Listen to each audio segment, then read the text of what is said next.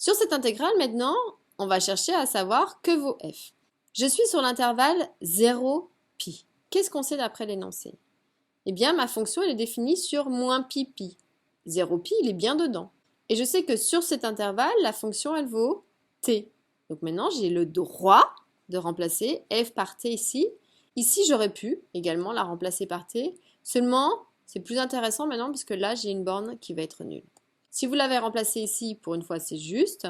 Mais vous allez voir que si vous avez détaillé tous vos calculs et si vous observez la vidéo, il y aura moins de calculs avec la borne nulle. Donc maintenant, on va pouvoir remplacer f par t. Donc 2 sur pi intégrale entre 0 et pi de t sinus nt dt.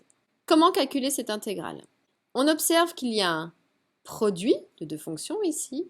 Donc le plus simple, surtout, ce n'est pas faire le produit des primitives, c'est obligation de faire intégration par partie. Donc on va devoir poser le schéma de décomposition. Voici l'intégrale. En dessous, je vous redonne la formule de l'intégration par partie qui est ici. Donc la partie de gauche est identifiée ici avec l'intégrale que l'on cherche à calculer. On voit qu'on a du u et v', donc on doit déterminer qui sont ces deux fonctions u et v'. Comme u, elle va être dérivée, on va mettre dans u la personne qui nous pose, entre guillemets, un peu problème. Donc ça veut dire que nous, on va poser u égale t, parce que si je dérive t, c'est 1.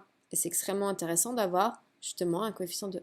Au niveau de la présentation, on aura plutôt tendance à montrer ici avec u, u', v, v', sachant qu'on a dit qu'on remplaçait u et v', donc u, on a dit qu'on lui mettait t, donc v', c'est ce qui reste, c'est-à-dire sinus nt.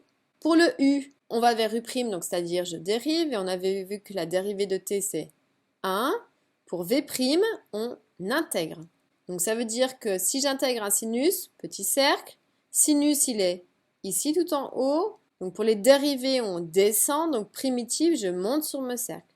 Si je fais un quart de tour à partir du sinus, je me dirige vers la gauche à moins cos. Si vous avez juste répondu moins cosinus de nt, c'est faux, parce que ici il y a un coefficient n, donc il ne faut pas oublier de mettre un coefficient compensateur qui va être moins 1 sur n cosinus de nt.